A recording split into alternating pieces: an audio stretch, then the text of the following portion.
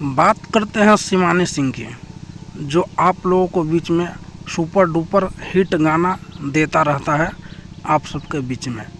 तो आप सबके बीच में फिर से एक बार तबाही सॉन्ग लेकर आ चुका है शिवानी सिंह।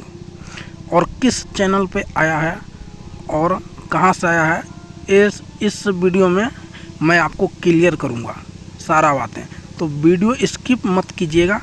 तो चलिए वीडियो स्टार्ट करते हैं बिना देरी के।